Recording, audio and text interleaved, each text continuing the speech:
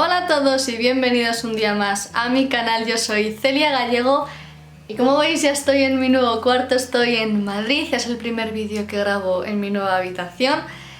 Y aparte de que está cayendo la de Dios ahí fuera y que apenas hay luz y que no tengo focos, la verdad es que estoy súper contenta de estar ya aquí en Madrid con toda la oferta artística, cultural que tiene, con todas las aventuras que, bueno, muchas de ellas vais a acompañarme este año.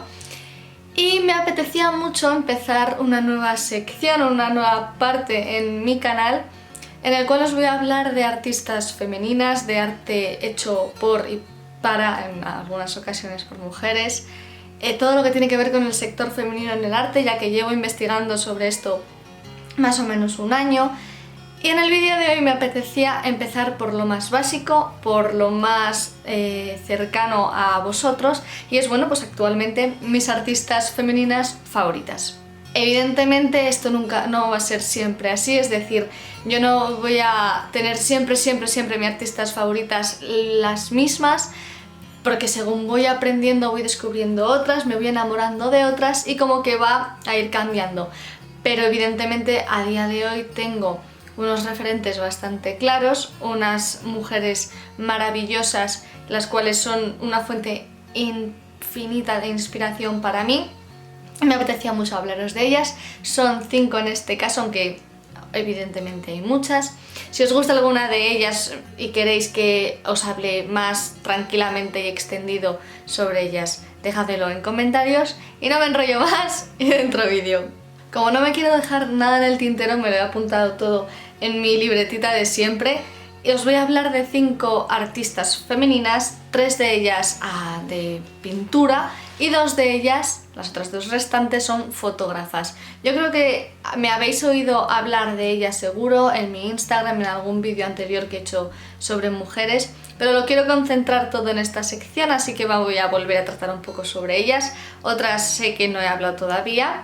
Y la primera es mi favorita, esta sí que yo creo que nunca va a cambiar, siempre va a estar en el top del top de mis favoritas, y es Berthe Morisot.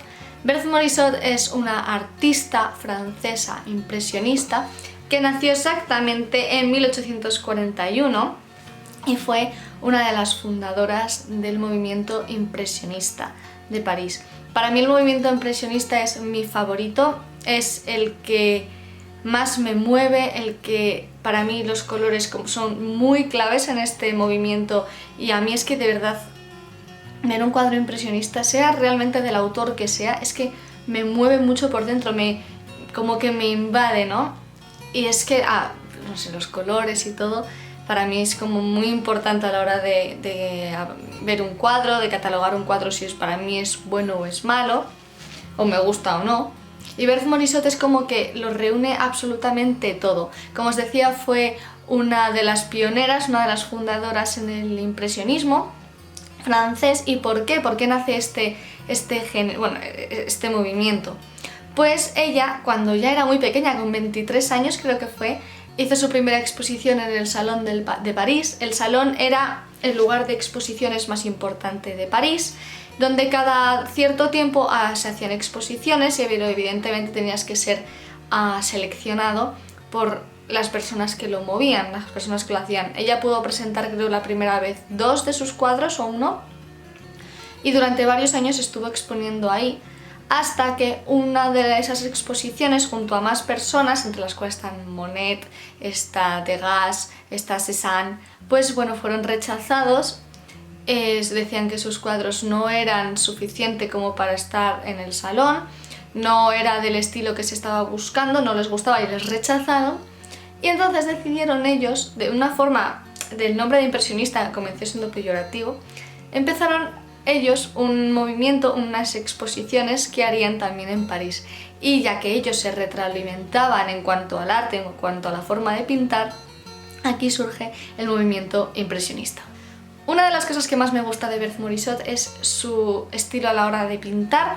Ella suele hacer sobre todo, bueno, solía obviamente, hacer el húmedo sobre húmedo, es decir, que tú pintas una capa de óleo y la siguiente no dejas que seque, pintas encima y como que se va mezclando de tal manera que parece como que fuera todo aguado, como que no es que no llega a ser una acuarela en la sensación que te da, pero como que lo notas muchísimo más aguado que la pastosidad y la presencia que puede tener otro tipo de cuadros. Muy antagonistas, por ejemplo, podrían ser un Van Gogh, que literalmente llegaba a poner lo que es el tubo de óleo directamente en el lienzo y lo pintaba así, y ella lo que hacía era el húmedo sobre húmedo, o sea, daba una capa, esperaba un pelín a que secara y no llegaba a secarse del todo, o sea, son como muy antagonistas. Y es una de las cosas que más me gustan. La otra que me apasiona son los colores.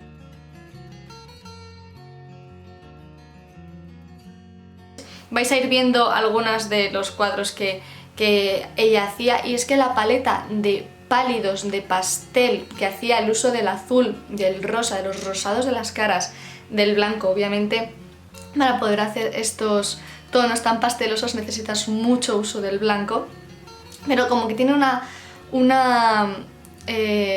paleta muy definida y esos colores como que siempre están en armonía entre ellos, los verdes que utiliza, todo está como muy bien encajado, de modo que la sensación que te transmite es como muy soft, muy tranquila, muy, no sé, como que te transmite paz.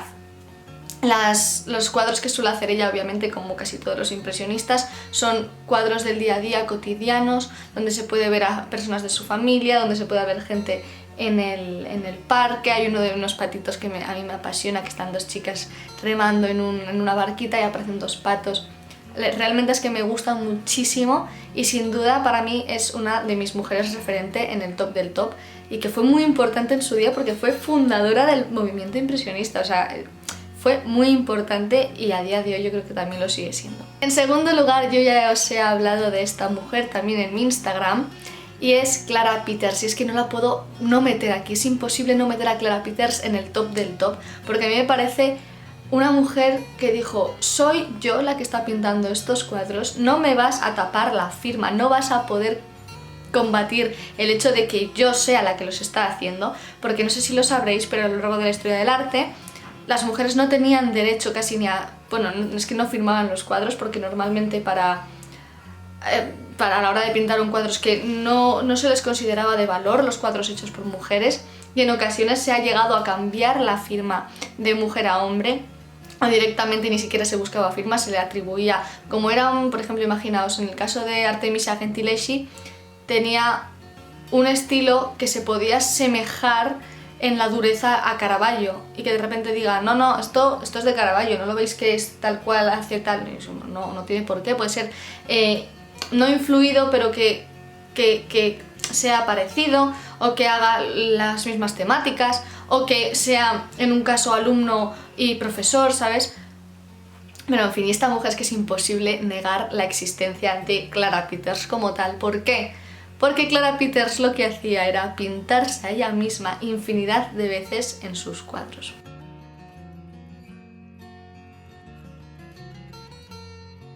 Nació exactamente en 1588.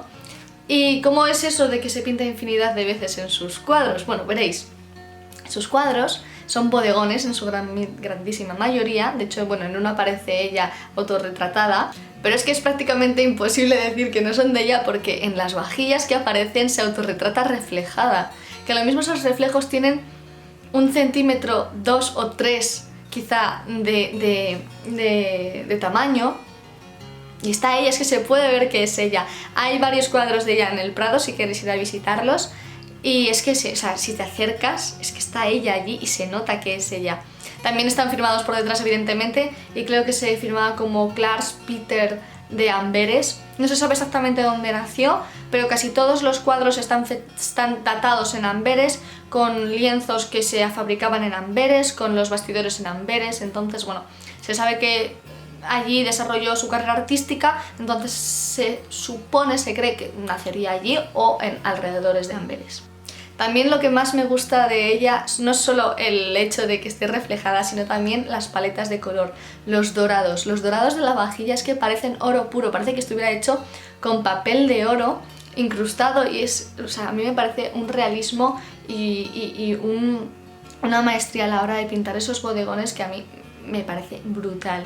Y también el uso de los marrones, lo bien que queda ese marrón con a veces azules apagados y el propio dorado, que es que el dorado como que resalta muchísimo en el cuadro. Tú lo ves y es que hasta entrecerrarías los ojos para poder mirar la luz que desprende la vajilla. No sé si me estoy explicando. Y de hecho, un dato curioso que creo que ya os he contado es: fue la primera mujer en tener una exposición propia en el Prado. Y diréis, guau, seguro que sería hace muchísimos años. Fue en 2016. 2016 fue la primera mujer en tener una exposición propia en el Prado. Y bueno, fue Clara Peters, es que no podría ser de otra manera. Realmente a mí me parece una autora, una artista en el top del top del top. Y es que o sea, me apasiona. Y volvemos con otra vez artistas femeninas francesas, y es que Vigée Lebrun, para mí es brutal el trabajo que hace, es muy diferente al de Berthe Morisot, de hecho es anterior, es de 1755, nació en Francia, como os decía, y su estilo es una pasada. De hecho pintó a María Antonieta, le encantó tanto lo que hacía María Antonieta que luego también la pidió más encargos para la corte. Ya con 13 años, o sea, con 13 años ya tenía sus primeros encargos, y es que el estilo que hace es no solamente muy realista, sino que parece que todo su cuadro está hecho en terciopelo. O sea, parece que todo el cuadro sea como que lo quieres tocar, o sea, como que quieres poner la mano encima de la cara para sentir esa suavidad. Siempre con los papos y las mejillas súper sonrojadas. Los colores son muy pastel, pero no es un pastel a lo Berthe Morisot, que tú puedes ver la pincelada, sino que es un pastel que es que como que es muy, ¿cómo decirlo?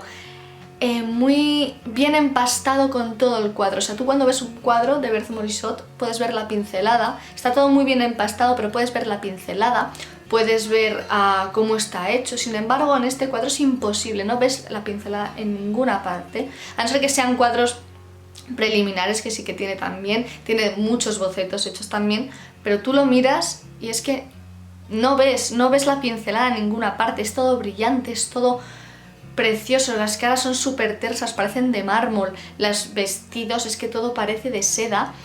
Y normalmente suele hacer retratos de mujeres, y cuando miras los papos de las mujeres, cuando ves los ojos, la mirada y la fuerza que tienen, hay uno que está guardado, por desgracia, en el Prado, en lo que es el almacén, junto con otras 20 y tantas artistas mujeres están guardadas, que ya os he hablado de ello en mi página web de arte, en mi revista. Y es una pasada, o sea, tú lo miras y dices, pero ¿cómo puede estar esto guardado en el Prado, por favor, si es una obra de arte, es una maldita pasada? Pues por eso me gusta mucho Vigée Lebrun, porque es que es bonito de ver. Por ejemplo, un Goya, cuando tú ves un Goya, a mí me horrorizan, son buenos, son maravillosos, son increíbles, pero tú lo ves y dices, qué tenebroso, ¿no? O los cuadros que no son de su época negra, sino, por ejemplo, los fusilamientos, ¿no? Dices, madre mía, qué dureza, esto no es como que te lo quedas mirando y te quedas obnubilado mirando lo bonito que es el cuadro, los colores, las caras, todo. O sea, lo que te transmite también es paz, es tranquilidad, es decir, qué bonito es esto. Y ya pasando a las dos fotógrafas que me apasionan, la primera es Francesca Budman, que nació en 1958 y que es que, o sea, bueno, tuve que hacer un trabajo de ella en la universidad cuando estuve de Erasmus en Polonia y caí enamorada de toda su obra. Y bueno, realmente la historia de Francesca es bastante trágica. Ella nació en una familia bastante acomodada y de artistas, le apasionaba la fotografía. De hecho, ella fue al instituto y cuando lo acabó hizo un programa de honores en el cual se fue a Roma y donde pudo desarrollar todo el estilo surrealista que tiene, futurista, incluso muy... ¿cómo se dice esto? Un estilo decadente también, porque toda su obra, bueno, ella siempre hizo las fotografías en un formato en blanco y negro, encuadrado y todo de retratos. El estilo decadente se refiere a todo el background que tiene la fotografía, que siempre se hacían en lugares lúgubres, rotos, destrozados, que te pueden dar incluso miedo al entrar al principio. Y es todo eso el estilo que ella llevaba. Ella quería mostrar sus sentimientos todo lo oscuro que puede albergar los sentimientos de una persona en fotografías. Normalmente la modelo era ella, había veces que eran otras mujeres, pero normalmente eran autorretratos de ellas, o sea, la pueden ver en casi toda su obra.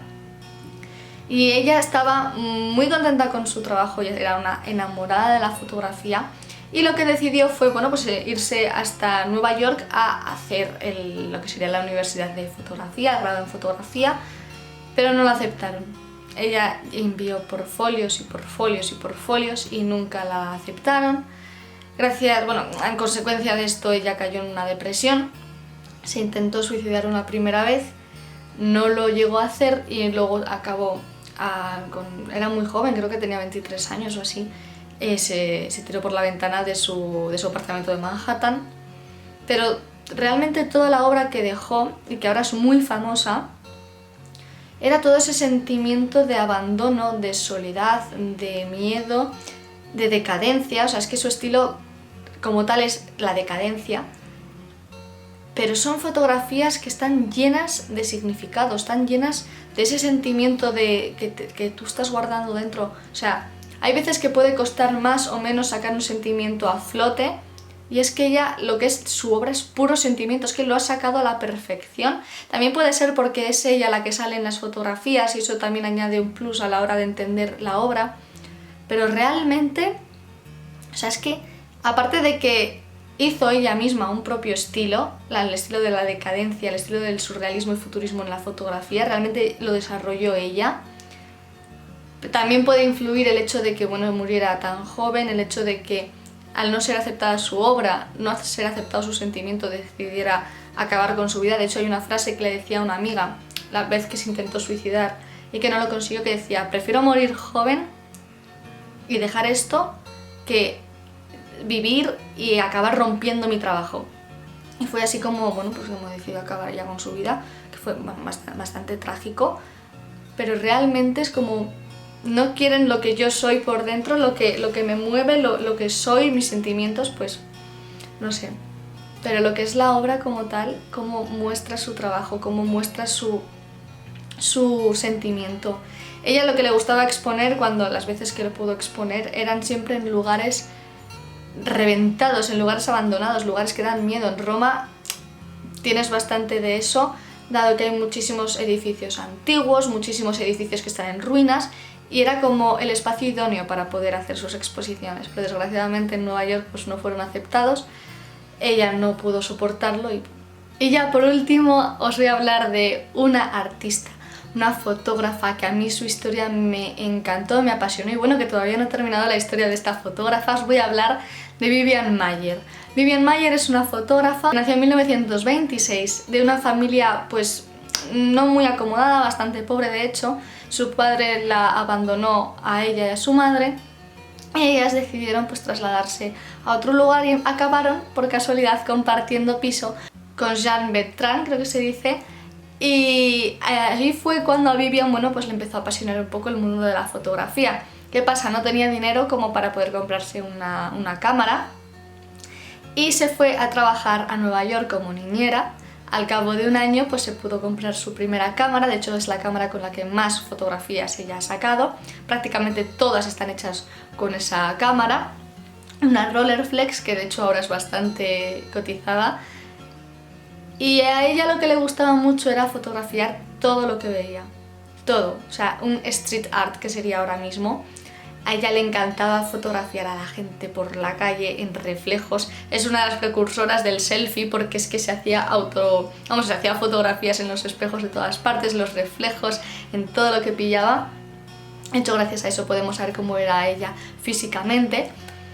Y es como si fuera, pues es una reportera, una amante de la fotografía de calle, de la fotografía de los robados de la gente, de poder fotografiar personas. ¿Qué pasa?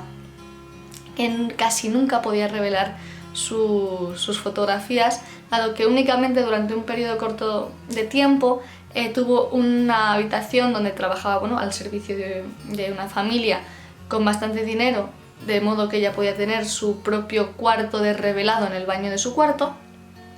Pero ¿qué pasa? que bueno, pues por razones tuvo que abandonar esa familia, luego acabó trabajando con otra y nunca tenía dinero suficiente como para poder revelarlas, ni espacio ni nada. Pero sí que seguía comprando pues carretes para fotografiar. Ella acabó muriendo bastante pobre, de hecho es que murió en 2009, hace 2 días, nadie la conocía, nadie de nadie. Pero ¿qué pasa? Que poco antes de que muriese, bueno, ella no podía pagar el guardamuebles donde tenía pues bastantes pertenencias, donde estaban esos rollos de carrete de fotografía, y acabó saliendo a subasta. Había un señor que estaba trabajando en la historia de Chicago, ella vivió en Chicago durante muchísimos años como niñera después de Nueva York, y bueno, este señor se llamaba John Maloof, y él estaba, bueno, pues escribiendo un libro sobre la historia de Chicago. Entonces, bueno, pues fue ese guardamuebles, lo adquirió en la subasta, pensando que podría encontrar allí pues algunas cosas de valor, algunas cosas que contaran un poco más de la historia de Chicago. Reveló unas fotografías, pero vio que no era de ayuda, no le servían, y lo acabó vendiendo por internet. Hubo un historiador del arte muy famoso que dijo: deja de vender eso y vamos a investigar qué es esto, porque se dio cuenta de que tenían muchísimo talento esas fotos, muchísimo arte, y que eran muy buenas. Entonces descubrieron que eran de Vivian Maier, porque en algunos de esos carretes ponía su nombre. Investigaron sobre ella, fueron hasta la familia de Chicago donde trabajaba para ellos, y gracias a eso también recuperaron más carretes y fotografías ya reveladas. ¿Qué pasa? Que durante esa investigación, de hecho, cuando empezaron, 2 días antes había muerto Vivian, de modo que ella nunca ha sabido que era famosa, nunca ha sabido que era importante, nunca ha sabido quién es a día de hoy. De hecho, a Europa sus fotografías han venido en 2 ocasiones o 3, y 2 de ellas han sido en Valladolid, en mi ciudad natal, por eso la he podido conocer. Y es que de verdad su fotografía es una maravilla, es increíble, os estaréis viendo por aquí.